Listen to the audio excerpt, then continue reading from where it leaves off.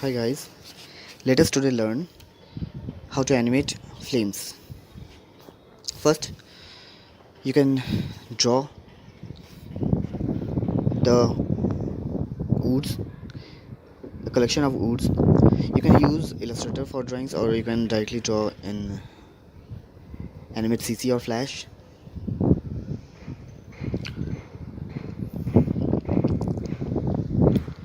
Lock the layer after drawing. Then start creating structure of a flame. Here I am drawing two flames.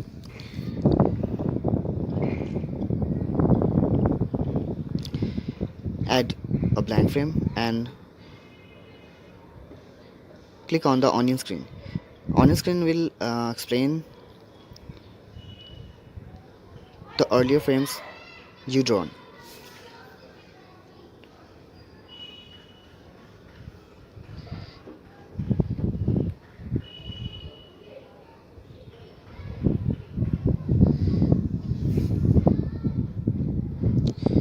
The next frames. After creating the next frame, add again a blank frame. Then click on onion screen. Onion screen you can explain. Onion screen को हम explain कर सकते हैं. वो हमें पहले frames दिखाते हैं पहले, या फिर आपको जो फ्रेम्स दिखना है उसमें आपको स्केल मिलेंगी. स्केल के अकॉर्डिंग आप एक फ्रेम्स देख सकते हो या फिर दो फ्रेम्स देखते हो. जितने फ्रेम्स आपको देखने हैं आप उसको इंक्रीज डिक्रीज कर सकते हो. Onion frame same as a role play करता है लाइट बॉक्स जैसा, where you can trace. Then again frame को एनिमेट करते हैं. तो ये दो फ्लेम्स की एनिमेशन देख रहे हैं. दो अलग अलग फ्लेम्स हैं जो अपोजिट डायरेक्शन में हैं. और flame animation different different types के हो सकते हैं.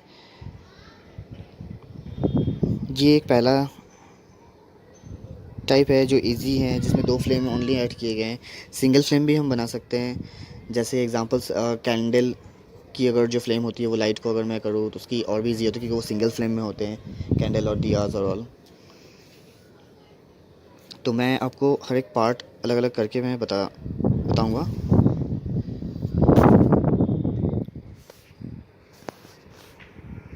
फिर आगे इंक्रीज़ करते हैं. 1 2 3 4 फ्रेम्स हुए हैं. We can play and see the transaction. Then again draw adding a blank frame.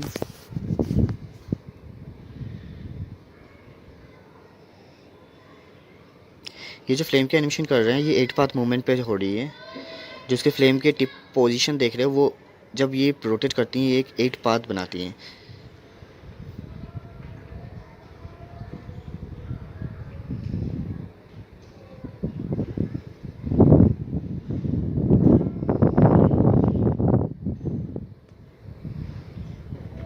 आगे इंक्रीज करते हैं एडिंग ब्लैंक फ्रेम्स.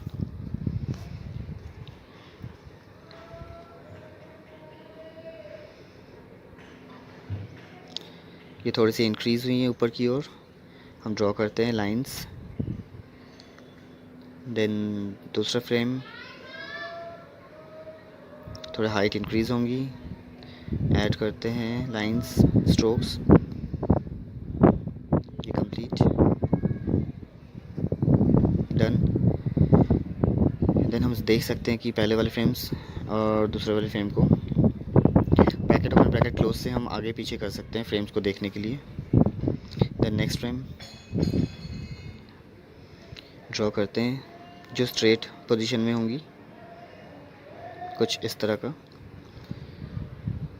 ये एक्चुअली हम रफ ड्राइंग्स कर रहे हैं थ्रू ब्रश ओनली. तो हम ये स्केच करके भी वहाँ पे लेके फिर ट्रेसिंग कर सकते हैं या फिर आप डायरेक्ट ड्रॉ भी कर सकते हो स्क्रीन पे.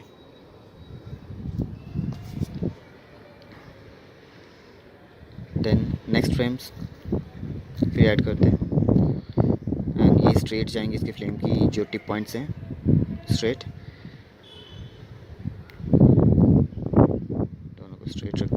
वॉल्यूम जो पहले वाले फ्रेम्स थे उसके वॉल्यूम्स को मेंटेन करते हुए हैं। तो हम प्ले करते हैं तो ये कुछ इस तरह की दिख रही हैं।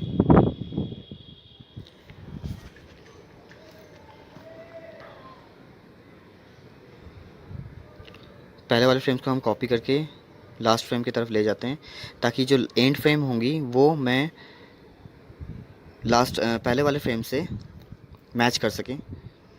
इन बिटवीन्स बना रहे हैं एक्चुअली, जो लास्ट फ्रेम है एंड जो पहले वाले फ्रेम है उन दोनों के बीच में इन बिटवीन्स बना रहे हैं ताकि ये लूप में चले तो वे एक जैसे लगें। तो दोनों फ्रेम को रखते हुए ऑन स्क्रीन ऑन करते हुए मैं उन दोनों फ्रेम के बीच में एक इन बिटवीन्स बनाता हूँ।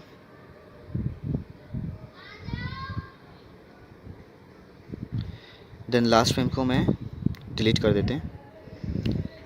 लास्ट फ्रेम को डिलीट करने के बाद हम देखते हैं कुछ इस तरह का बना है। अगर इसको प्ले करते हैं तो ये लूप में चल सकते हैं।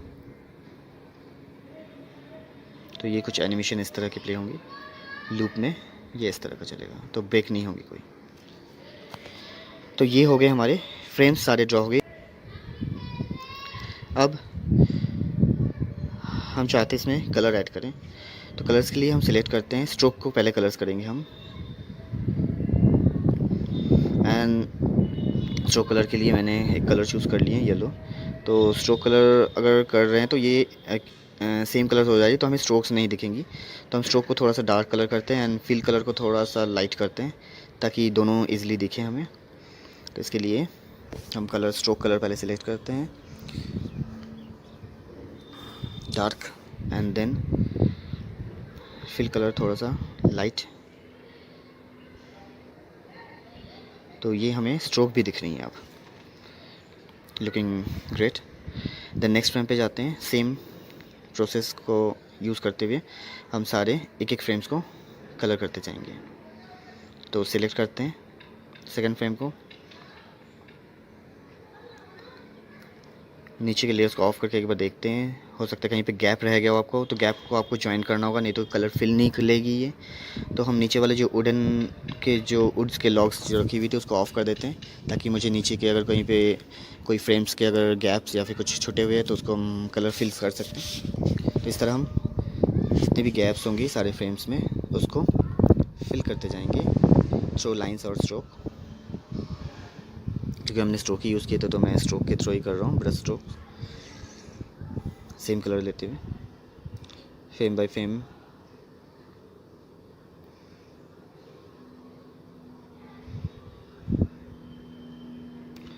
इसमें एक छोटी सी गैप भी इसमें कलर फिल करने नहीं देता है, ये हमें पता है। तो फिल कलर के लिए हमें कोई एग्जैक्ट बाउंड्री चाहिए होता है जिसके अंदर ये कलर फिल कर सके। कहीं पे अगर टूटे हो या फिर ब्रेक हो तो वो कलर नहीं लेते हैं। तो इसलिए फ्रेम बाय फ्रेम हमें सारे चेक करने होंगे।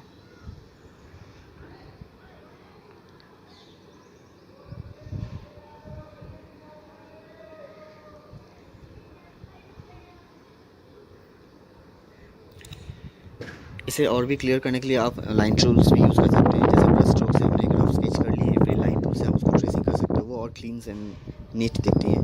क्योंकि यहाँ पे जो स्ट्रोक्स है वो ब्रश है, इसलिए हमें कहीं कहीं मोटे कहीं पतले हैं, कहीं फॉर्मेशन में भी कर्व बिल्कुल नहीं होते, कहीं कहीं लाइन स्ट्रोक जैसे लगते हैं एंड बिल्कुल स्ट्रेट हो जाती हैं। तो उसको हम कर्व कर सकते हैं लाइन टूल्स के थ्रू। यहाँ पे बहुत बड़ी गैप है, इसको ज्वाइन करते हैं, ये डन। नेक्स्ट इसमें भी गैप है, गैप को ज्वाइन कर देते हैं, ऊपर भी हैं छोटे से। देन ये सारे फ्रेम्स डन। अब कलर फिल करना स्टार्ट करते हैं one by one, same colour pick करते हुए। नेक्स्ट फ्रेम में जाते हैं, सिलेक्शन करके फिर हम स्ट्रोक में कलर डाल देते हैं। तो सारे जितने भी फ्रेम्स हैं सब स्ट्रोक कलर को मैं सेम कर देता हूँ। जो डार्क कलर मैंने आउटर सेल पे रखे थे वही कलर मैं सारे फ्रेम्स में डाल देता हूँ।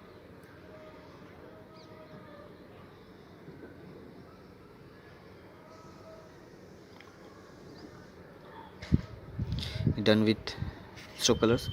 अब हम जाते हैं फिल कलर के लिए। Before filling the colours I have to pick the colors from the first frame. Background colour को कुछ ग्रे शेड में कर देते ताकि हमें अगर कुछ कहीं पे भी गैप रह जाए तो वो क्लियरली दिखे। तो मेक श्योर कहीं पे गैप ना रहे।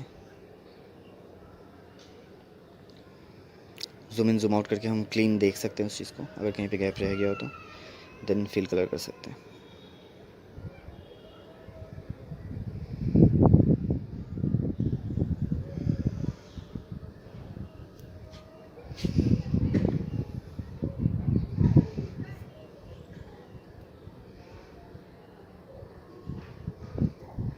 जहाँ पे नहीं दिख रही है, जहाँ पे आपको दिक्कतें हो रही है, उसको हम जूम कर सकते हैं, देन फिल कर सकते हैं। आगे बढ़ते हैं।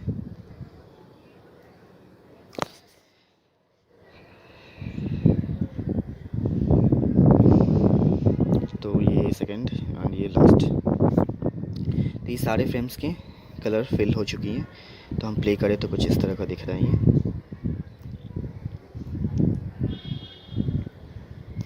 लॉग्स वाले लेयर को ऑन करते हैं। हमें लॉग्स में भी कलर करने होंगे,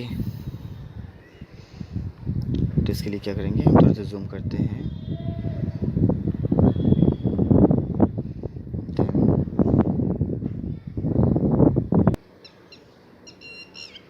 यहाँ से ब्राउन कलर लेते हैं हम, देन ऐड करते हैं सारे लॉग्स में जहाँ जहाँ मुझे ब्लैंक दिख रही है। देन जो लॉग्स के हमने आउटलाइन ड्रॉ किए थे उसमें भी हमें कलर फिल करनी है, तो उसको ब्लैक नहीं छोड़ सकते हम। उसको सिलेक्शन करके हम कुछ ब्राउन के ही डार्क ऐड कर सकते हैं। देन कहीं कहीं अगर हमें लगे कि फिल कलर्स को थोड़ा सा अगर शेप्स वगैरह चेंज करने तो कर सकते हैं हम इजीली सिलेक्शन टूल से ही। तो हमने जो आउटलाइंस थे उसको ब्लैक नहीं रख के डार्क ब्राउन रखा, शैडो। देन प्ले करें तो कुछ इस तरह का दिखेगा। अब हम देख रहे हैं कि अभी लॉक्स के बीच में जो गैप्स हैं वो भी फिल करने हैं हमें। तो उसके लिए हम एक न्यू लेयर खोलते हैं, न्यू लेयर को सबसे नीचे प्लेस करते हैं। देन हम कुछ ब्लॉक्स ड्रॉ करते हैं, ब्लॉक्स या फिर स्टोन्स बोल सकते हो या फिर वुडन के स्मॉल पीसेस बोल सकते हो। कुछ पार्टिकल्स ड्रॉ करते हैं, स्टोन पार्टिकल्स हो या फिर वुडन पार्टिकल्स हो। और डिफरेंट डिफरेंट कलर्स भी हम प्लेस कर सकते हैं उसमें। पहले एक कलर फिल करते हैं इसमें।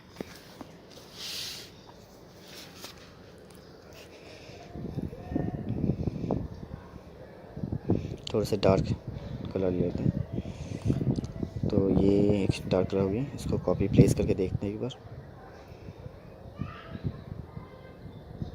तो इसे और डार्क करते हैं ताकि वुडन से थोड़ा सा डिफरेंट हो कलर, ताकि उससे मैच ना हो, नहीं तो वो पता नहीं चलेगा पीछे बैकग्राउंड पे। देन हम डुप्लिकेट करते हैं और इसके कलर थोड़े से चेंज करते हैं।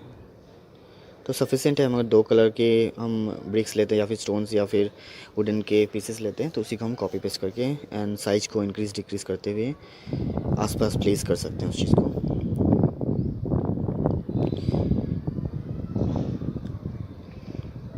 ये 2 अलग अलग कलर्स के ड्रॉ हो गए।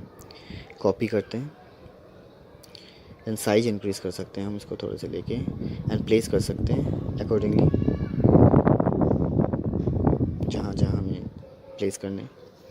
तो हम इसको एक ग्रुप बना देते हैं, एक को बड़े करते हैं, एक को छोटे, एंड कुछ इस तरह का प्लेसिंग करते हैं, एक और छोटा। तो ये ग्रुप ऑफ पीसेस हो गए स्टोन्स के एंड या फिर वुडन पीसेस की। सिलेक्ट करते हैं और एक कॉपी कर लेते हैं,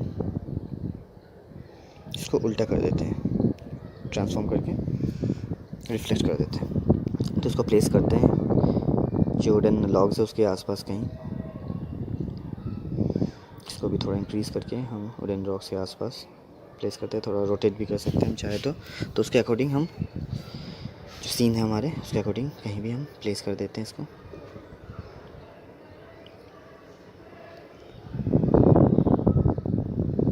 ये आपके ऊपर डिपेंड करता है, आपको सीन्स कैसा चाहिए, कैसा डेकोरेशन चाहिए। इसको हम स्टेजिंग भी बोलते हैं, जो एनिमेशन का एक प्रिंसिपल्स है। स्टेजिंग मतलब आपको क्रिएट करना होगा, वो बैलेंस करना होगा कि हाँ वुडन ब्लॉक्स यहाँ पे अगर 2 दे रहे हैं, यहाँ पे कितने देने चाहिए आसपास, तो वो क्लियर लगे एंड अच्छे लगे देखने में। तो ये स्टेजिंग भी आप बोल सकते हो, is a part of animation principle. तो ये हम क्रिएट कर लिए एंड ये फ्रेम जो सबसे नीचे वाले, ये वाले हमारे लॉग्स वाले फ्रेम्स हैं, स्पीसेस वाले फ्रेम्स हैं।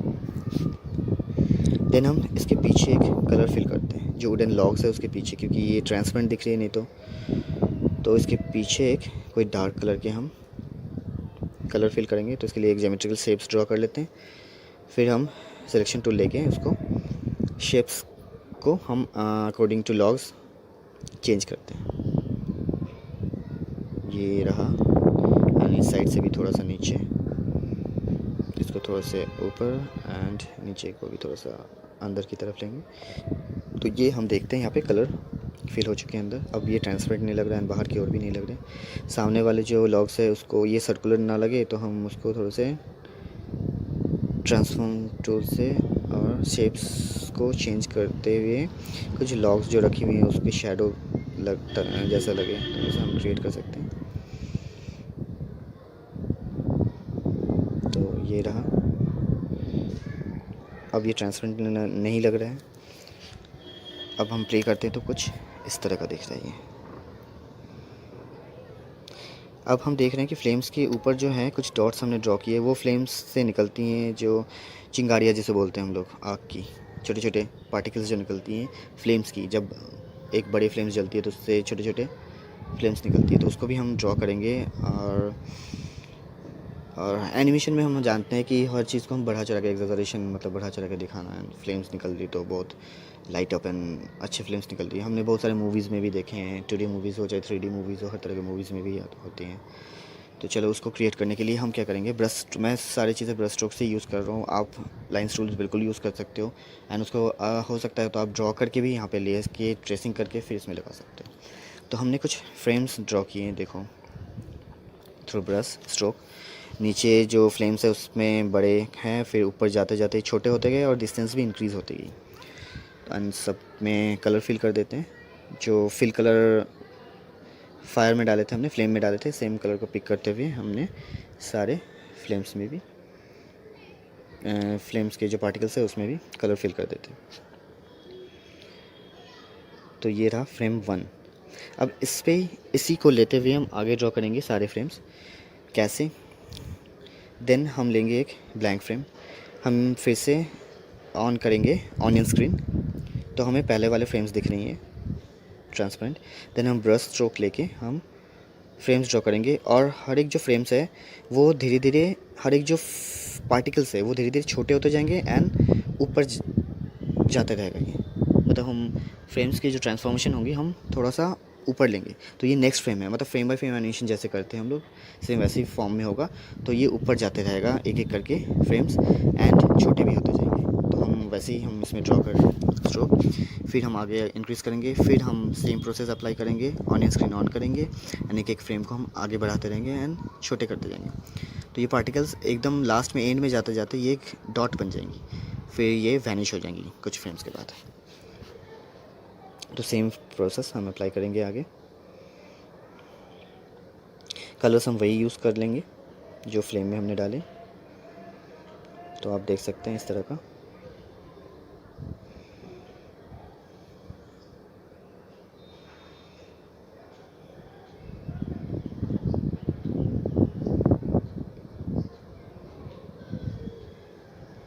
देन अगेन ड्रॉ करते हैं नेक्स्ट फ्रेम। पार्टिकल्स जो ऊपर होते जा रही हैं और ऊपर, फिर नेक्स्ट फ्रेम।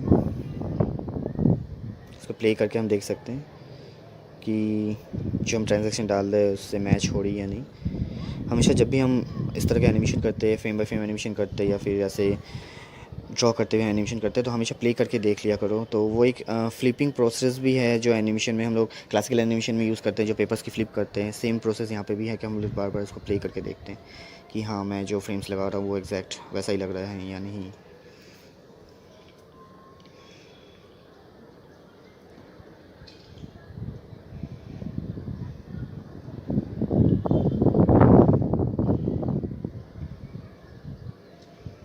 तो वी नो दैट जब पार्टिकल्स जब निकलती हैं आग से वो सीधे ऊपर की ओर ही जाती है, हवा रहती है तो वो ब्लो भी हो सकती है आसपास के एरियाज़ में। तो मान लो हम अगर दिखाते हैं कहीं राइट साइड से हवा आ रही है, फिर लेफ्ट साइड से हवा आ रही है, तो हम पार्टिकल्स को मूव कर सकते हैं इस साइड्स को भी थोड़े थोड़े, तो उसकी फ्लेम का एनिमेशन थोड़ा सा डिफरेंट होगा, क्योंकि ये ऊपर की ओर जा रही है सिर्फ फ्लेम्स, तो इसलिए मैं इस फ्लेम की जो पार्टिकल्स है मैं ऊपर की ओर ही कर रहा हूँ सारे, मतलब इसमें एयर ऊपर की ओर ही ले जा रहा है उस चीज़ को। तो फ्लेम के एनिमेशन भी अलग अलग टाइप्स के होते हैं, डिफरेंट डिफरेंट टाइप्स की होती हैं, अनलिमिटेड है, क्योंकि फ्लेम्स के एनिमेशन, फ्लेम्स की कोई शेप्स नहीं होती हैं, कोई साइज़ नहीं होती।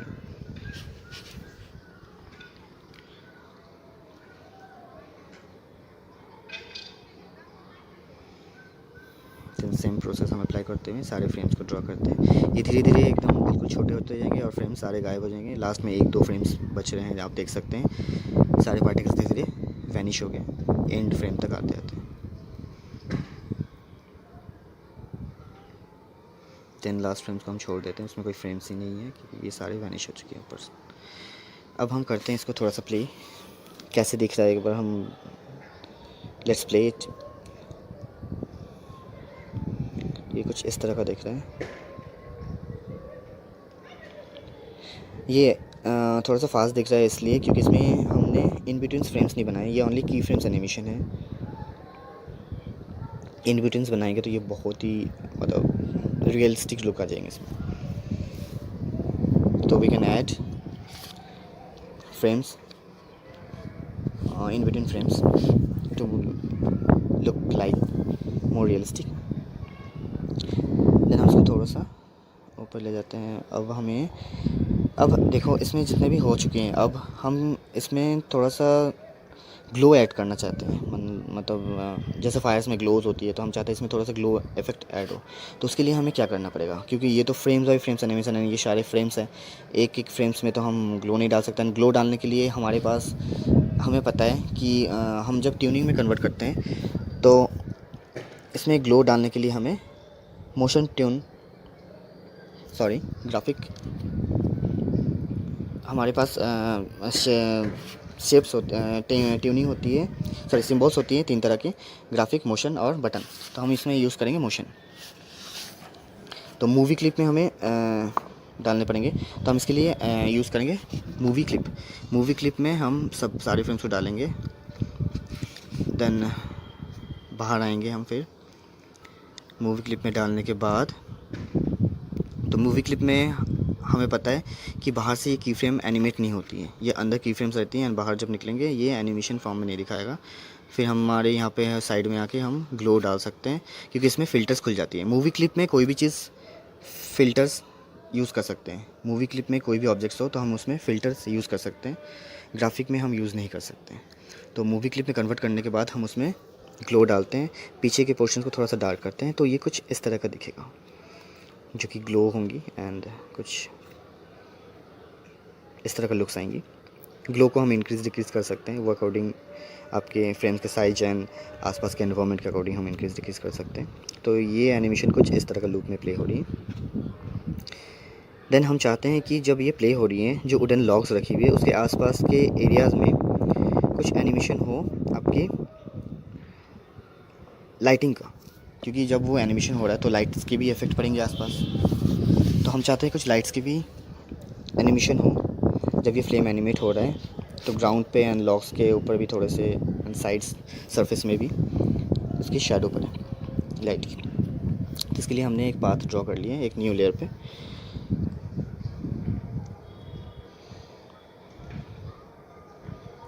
एंड इसको ग्राफिक में हम थोड़े टाइम के लिए कन्वर्ट करते हैं, फिर हम इसमें ग्लो डाल देंगे। ग्राफिक में इसलिए कन्वर्ट किया ताकि हमें ऊपर से ही फ्रेम सारे दिख जाए, क्योंकि मूवी क्लिप में हमें पता है कि ऊपर से फ्रेम्स प्ले नहीं दिखती हैं, प्ले नहीं होती हैं, तो हम ग्राफिक में कन्वर्ट कर देते हैं थोड़े टाइम के लिए फ्लेम वाले लेयर्स को। देन जो शेप्स मैंने ड्रॉ किए उससे मैं कट आउट कर लेता हूँ कुछ शैडो का पोर्शन। रैंडमली आप इसको सिलेक्शन कर सकते हो सिलेक्शन टूल से, या फिर पेन टूल से, या फिर लैसो टूल से। लैसो टूल्स आपके पास अवेलेबल हैं फ्लैश में एंड एन में भी, दोनों में।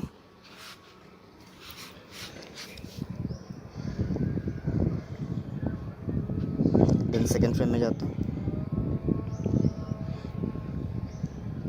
सेकंड फ्रेम भी सेम फ्रेम को कॉपी करते हुए सारे फ्रेम्स को मैं फ्रेम में कन्वर्ट कर देते हैं, क्योंकि मुझे सारे फ्रेम्स में ही रैंडमली हमें एक शेप्स लेनी है।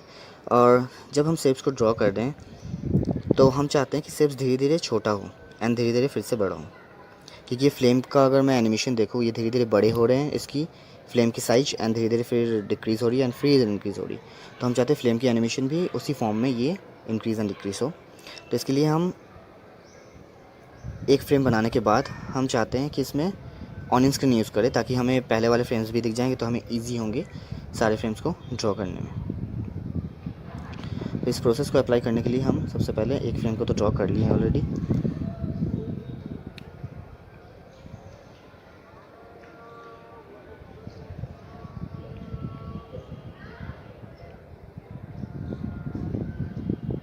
देन हम क्या करते हैं, फर्स्ट फ्रेम को ही लेते हुए हम सेकेंड फ्रेम में फर्स्ट फ्रेम में से ही हम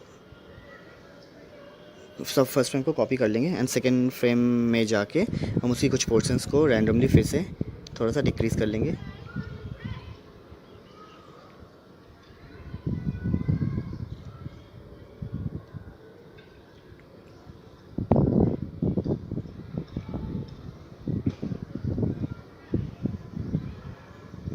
तो ये क्या कर रहे हैं, हम नेक्स्ट फ्रेम ड्रॉ कर रहे हैं जिसमें हमने थोड़ा सा जो साइज है उसकी शैडो की, उसको थोड़ा सा हम छोटा कर लिया, मतलब डिक्रीज़ कर लिए। ये फर्स्ट फ्रेम था, ये सेकंड फ्रेम है। तो ऐसे करते हुए हमें सारे फ्रेम्स ड्रॉ करने होंगे रैंडमली यूजिंग लैशो टूल और फिर सिलेक्शन टूल। तो मैं तो यहाँ पे लैशो टूल यूज़ कर रहे हैं सिलेक्शन करने के लिए। देन उससे भी छोटा करते हैं फ्रेम्स को और सिलेक्शन करके।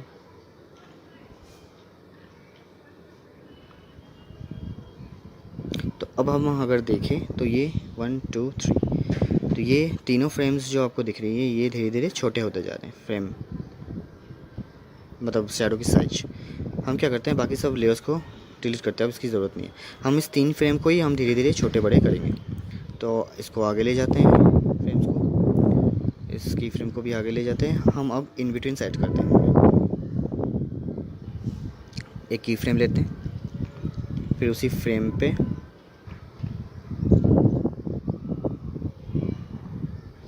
ब्रेक करते हुए फिर हम लैसो टूल से सिलेक्शन बनाते हुए नेक्स्ट फ्रेम ड्रॉ करेंगे। सिलेक्शन बना के ये सिलेक्शन बना रहे हैं हम। तो जो फ्रेम्स बड़े थे उसी को मैं तो थोड़ा सा कट करके छोटा कर रहा हूँ, जो सेकंड फ्रेम है। तो हम क्या इसमें कर रहे हैं कि हम की फ्रेम पहले से फिक्स कर लिए, देन हम इसमें इन बिटवीन ऐड कर रहे हैं। और इन बिटवीन ऐड करने के लिए हम लैसो टूल का यूज़ कर रहे हैं, कट करके अलग करें, क्योंकि हमें तो छोटा करना है उसको एंड इसका कोई शेप्स नहीं है, रैंडम शेप्स हम लोग ड्रॉ कर रहे हैं। तो लैसो टूल से हम लोग सिलेक्शन करके कलर फिल कर सकते हैं। देन नेक्स्ट फ्रेम सेम ये आगे ऐसे ही करते रहेंगे हम। ऑन स्क्रीन ऑन है हमारे, तो दूसरे वाले फ्रेम्स दिख रही है, तो इसको थोड़ा सा छोटा करते हुए काट लेते हैं, शॉर्ट कर लेते हैं थोड़े साइज़ को। Then again selection and delete. तो हम प्ले करेंगे जब कुछ इस तरह का दिख रहे हैं। देन अगेन आगे इंक्रीज करते हैं, ऑन स्क्रीन ऑन है हमारे, सिलेक्शन डिलीट। देन आगे वाले फ्रेम को मैं आगे कॉपी करके फिर मैं उसको रिवर्स कर देता हूँ। तो इसमें क्या होगा, बड़े हैं फिर धीरे धीरे छोटे हुए फ्रेम, फिर धीरे धीरे बड़े हो गए। अब हम इसको एक सिंबल के अंदर पेस्ट करना चाहेंगे।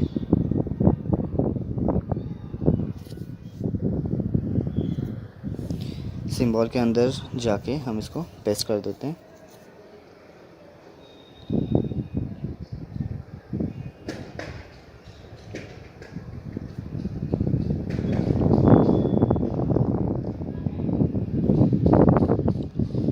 सिंबल के अंदर जैसे पेस्ट करते हैं हमें कुछ इस तरह का मिलता है। एंड ये है आपके ग्राफिक में कन्वर्ट किए हमने सिंबल को। एंड इसकी ट्रांसपेरेंसी थोड़ा सा कम कर देते हैं, लाइट। हम जाते हैं कलर इफेक्ट अल्फ़ा, देन इसको लाइट इफेक्ट कम कर देते हैं थोड़ा सा। एंड इसको प्लेस करने अब मुझे एग्जैक्ट जगह पे हम इसको छोटा बड़ा कर सकते हैं अकॉर्डिंगली। कुछ हमें फ्रेम्स कुछ इस तरह का मिल रहा है कि जब फ्लेम जब इसकी हाइट जब इंक्रीज़ हो रही है तो ये फ्लेम बड़े हो रहे हैं, फिर ये छोटे भी हो रहे हैं, तो कुछ इस तरह का दिख रहे हैं। अब हम देख रहे हैं इसकी साइजेस थोड़े बड़े लग रहे हैं हम, तो हम इसको ट्रांसफॉर्म टूल से हम छोटे बड़े कर सकते हैं। एंड अगर हम छोटा बड़ा करते हैं तो अंदर के सारे फ्रेम्स भी एक साथ ही छोटे बड़े होंगे, क्योंकि हमने इसको ग्राफिक में कन्वर्ट कर रखा है।